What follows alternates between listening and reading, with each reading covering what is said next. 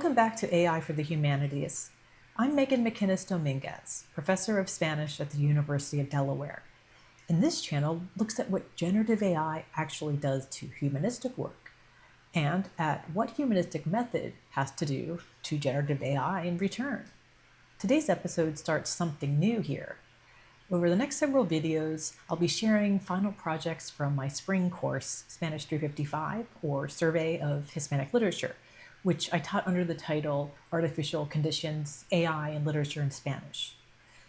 Before we get to the first one, let me say a little bit about how this course was built, because the structure explains what you're about to watch. Span 355 is a survey of 20th and 21st century Hispanic poetry, essay, and narrative. This version ran fully asynchronously for the first time. Students read every text in perusal, where they annotated in Spanish alongside their classmates, and they answered comprehension questions twice a week without AI assistance of any kind.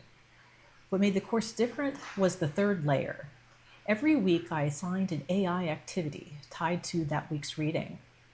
Generate an image from a described scene.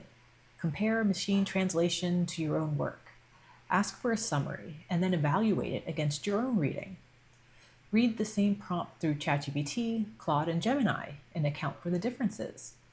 Then each Sunday, students recorded a 3-minute video in Spanish explaining what the tool produced, what they learned from the literary text through the activity, what worked in the output and what did not, and how the tool helped or hindered their understanding.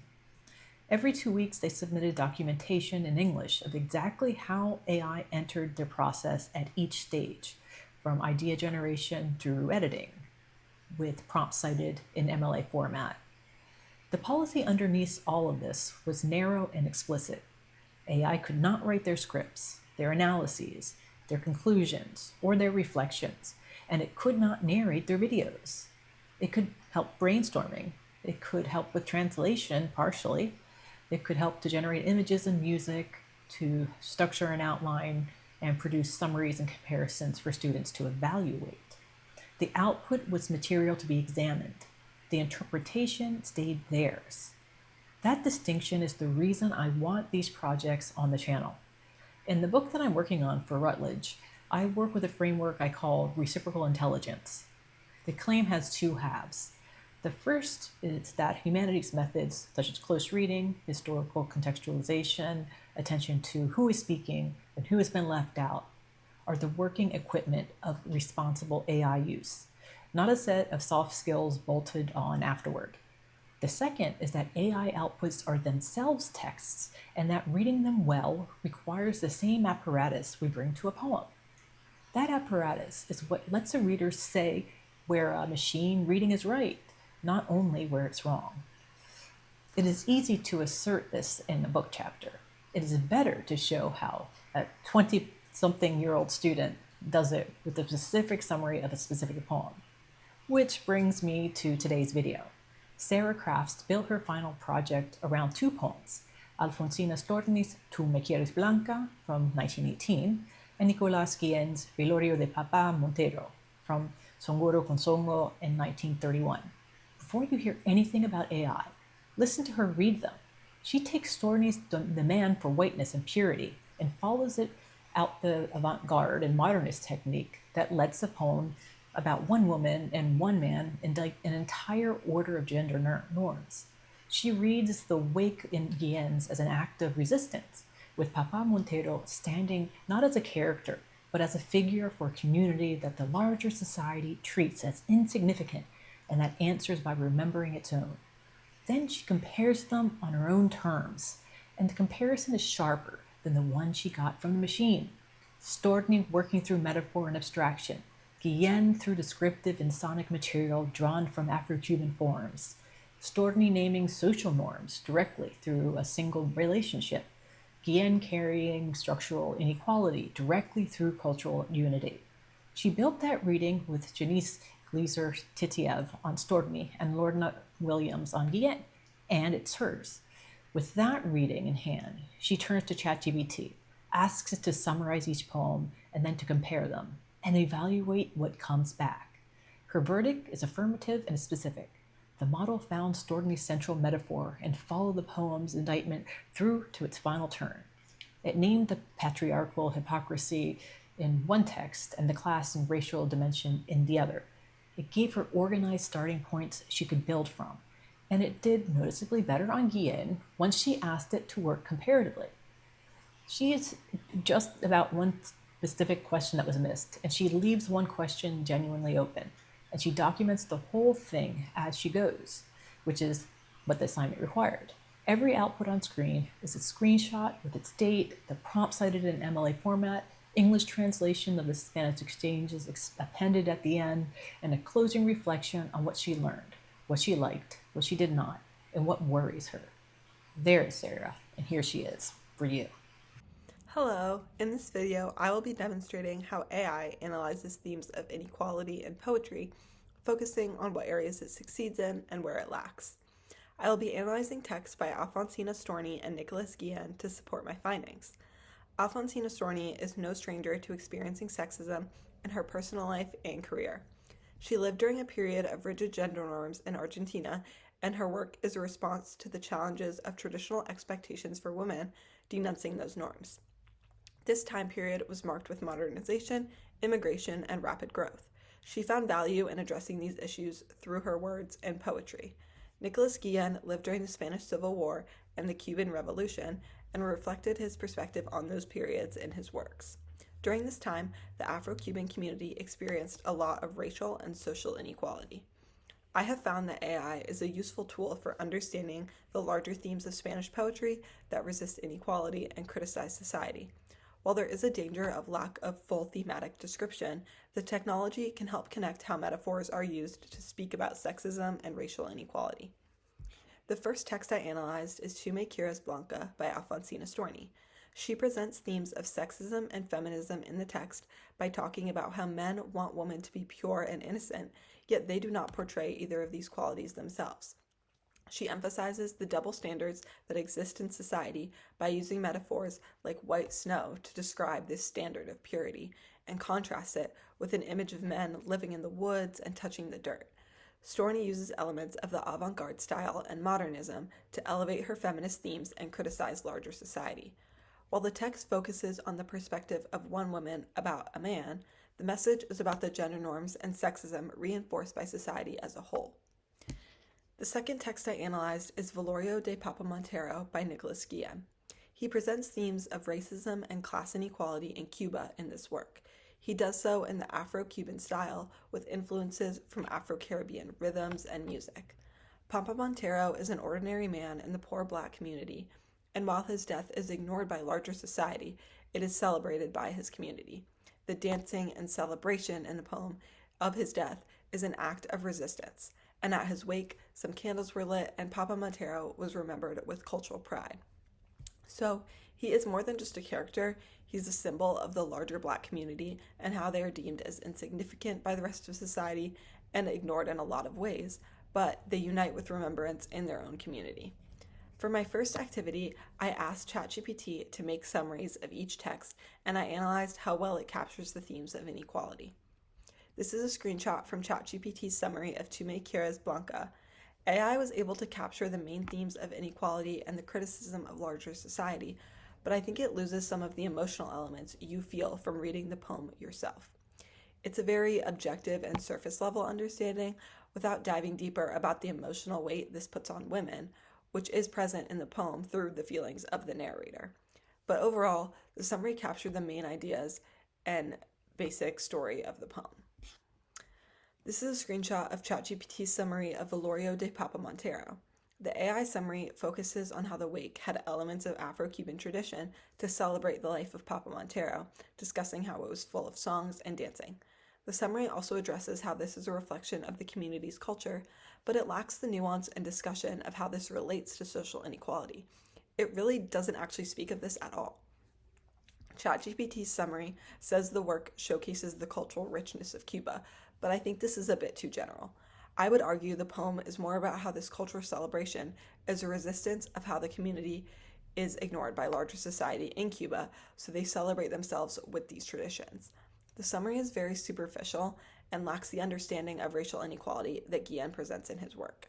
he reflects on the cultural strength of the people to showcase his denouncement of ignorance of the community and how they must resist with the power of their traditions that bring them together. I think that in both poems, the AI made a more objective, simplified summary than the emotion and nuance that is evoked by reading the poems directly.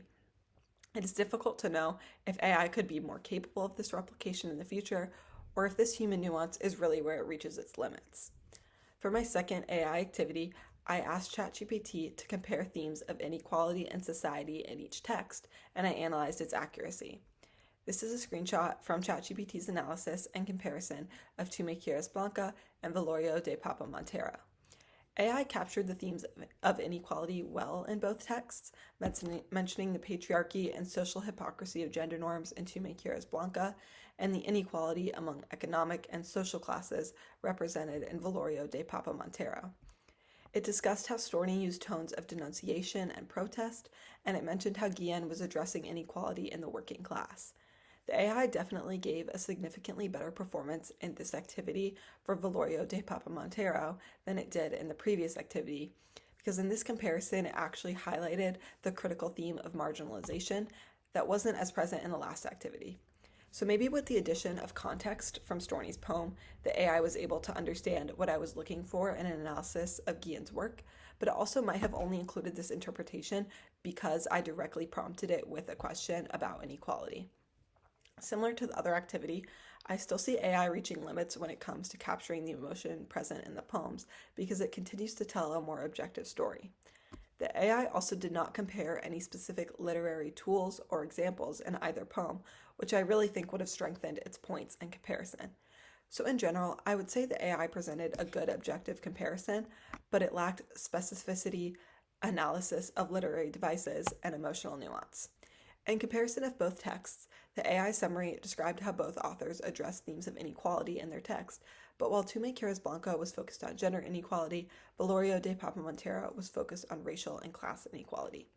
The AI did not mention specific literary tools and styles much, and I believe it is important to compare how Storni used more metaphors and elements of the avant-garde style to present her message, while Guillén used more descriptive elements and sonic elements of a scene and culture reflecting the Afro-Cuban style.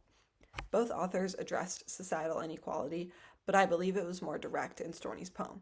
She focused on a specific relationship between two people to showcase inequality, while the themes of class divide and racial discrimination were less directly present in the story of Papá Montero, but indicated by the resistance of the people in their cultural unity. Storni's criticism of gender inequality also focused on societal norms, while I think Guillén's criticism centered more on systemic and structural inequalities, but they were both centered around society and inequality in general. While each poem had these differences, both were beautifully written depictions of the emotional weight that society puts on marginalized groups. When reading these stories, it is evident in the author's tones and descriptions how there's an emotional toll imposed on marginalized groups by these struggles. In experimenting with various activities across texts, I learned that AI can be a useful tool for learning and understanding complex themes. It can capture metaphors and symbolism, pulling accurately from the text, but sometimes fails to fully describe the inferences and deeper meaning invoked by reading. I also found that AI struggles to represent the nuance and human emotion of stories and authors. I think this is its biggest challenge because we don't really know for sure if AI will ever be able to replicate this human experience. Aside from that struggle, AI occasionally interprets information not based solely on the topic at hand, but with bias in mind of information I have given it, like how it focused tremendously more on inequality in Guillén's work when I presented the idea of inequality directly to it in the comparison activity. So while this allows for a more extensive AI analysis in this case, I think it presents a dangerous element of AI usage overall because it gives you information centered and biased towards what you want to hear, and I think this could potentially omit other important factors of research and analysis in the future. So I have learned to prompt AI objectively so as not to give away any indicators of my perspective and get the most objective response. But even so, everyone has implicit biases that AI is capable of picking up on. So this changed my perspective on AI because I'm concerned that as it becomes more widespread in the future, it could cause people to lose sight of opposing perspectives or information. I learned that AI can be a helpful tool for pulling information and themes because it has a whole database of information from the internet that it can use to support its findings. So I thought that explanations written by AI were well structured, which it was able to do by searching the internet and other information about the authors and their poems. I also think AI can cause an obstacle when it presents a great deal of information on the surface, but it doesn't actually provide complete sourcing of where that information came from. So I had to learn how to use it for more general brainstorming, kind of as a starting point. This did help spark my creativity because I was able to consider ideas and directions that I hadn't before, but then incorporate my own insights. And I think AI can gloss over key information, so I found it worked best for me to use it as a baseline to support my own critical thinking. And I think it is a very useful tool for organization and aid in learning, but at its current stage, it has enough flaws that, in my opinion, it cannot fully be relied on as a replacement for human analysis. And I think it will continue to advance farther in the future than even comprehensible right now, but I'm hesitant to say it could ever fully replace human emotion and nuance. But overall, AI was a supportive tool in helping me synthesize and analyze both texts, and I think it is a really powerful tool when used correctly. It helped me organize my thoughts and come to a more clear understanding of the texts I analyzed. With the help of AI this semester, I learned how Spanish poets have used literary devices to denounce social inequality. Thank you. That was Sarah Krafts. I want to walk back through what she did because a project like this is easy to reduce to whichever half of it you are already expecting.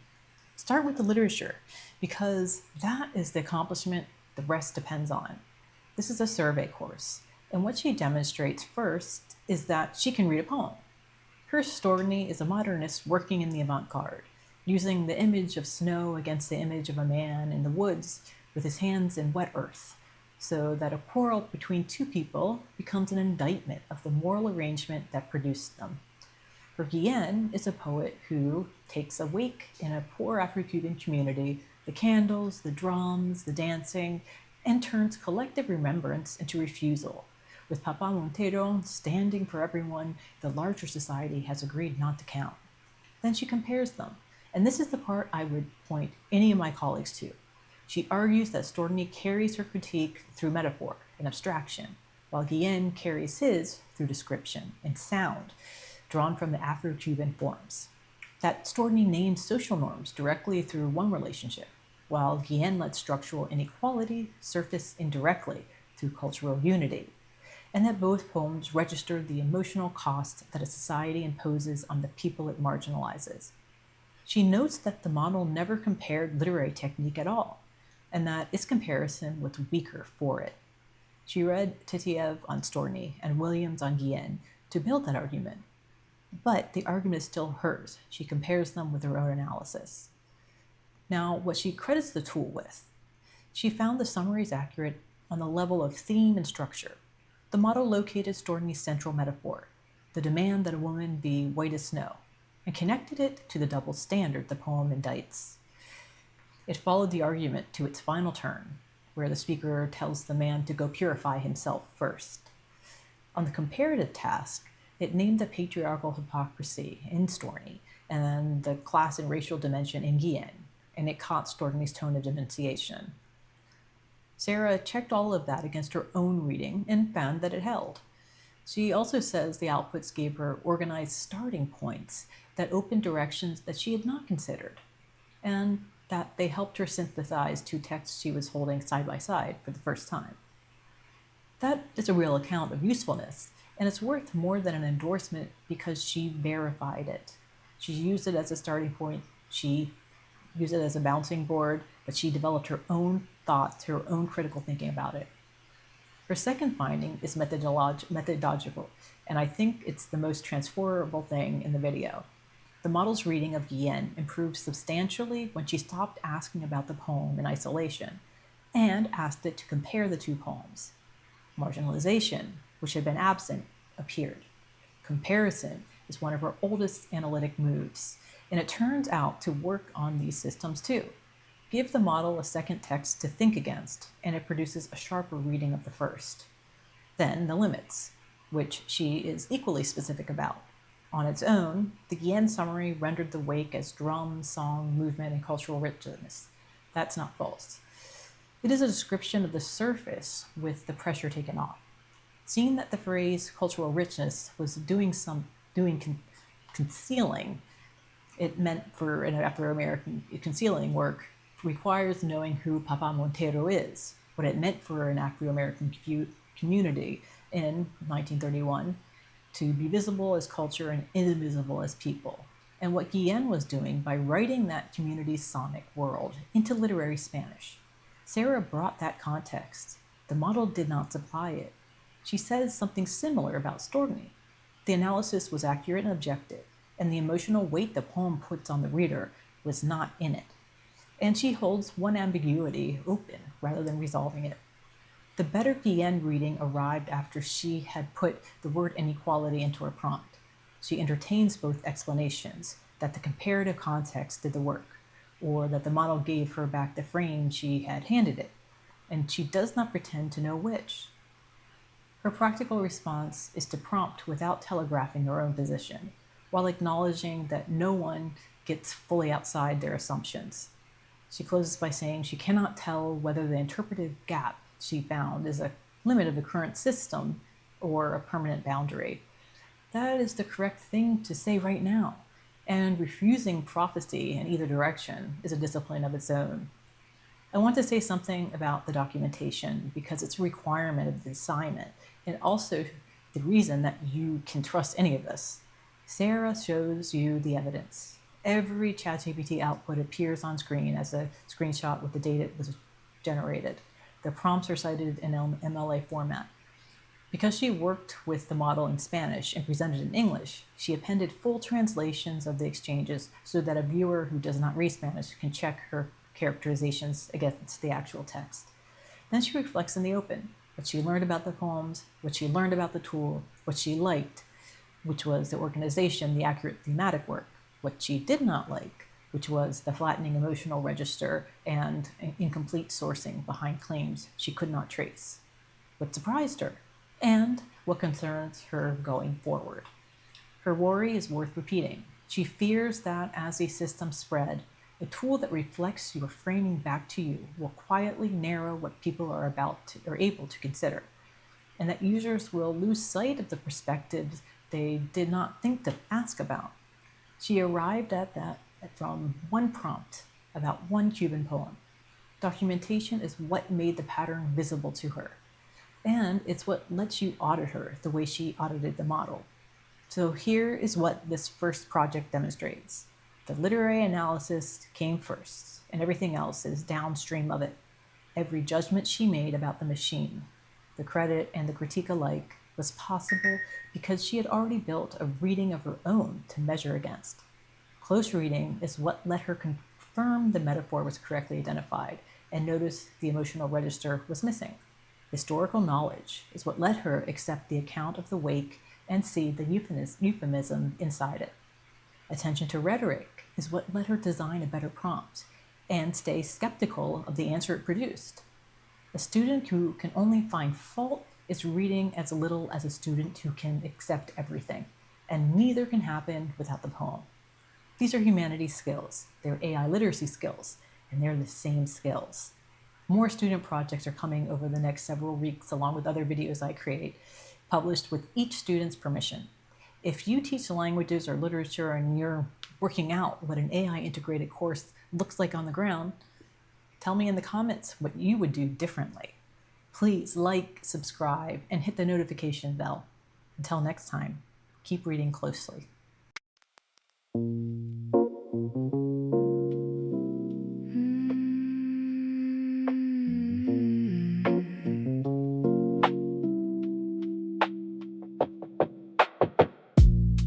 I fed the page to the glass, and it gave me back a map.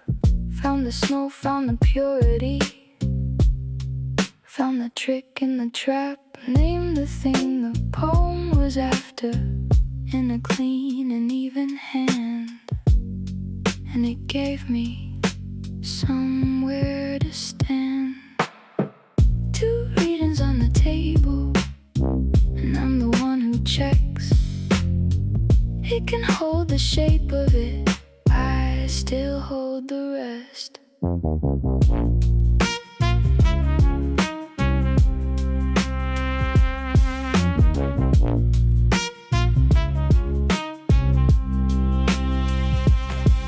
about one poem, got the surface, asked about two, got the scene, put them side by side, and suddenly it's all what I could see. So I keep the question open, let the text do the work, and I watch what the answer takes when I hand it a word. Two readings on the table, and I'm the one who checks. It can hold the shape of it, I still hold the rest.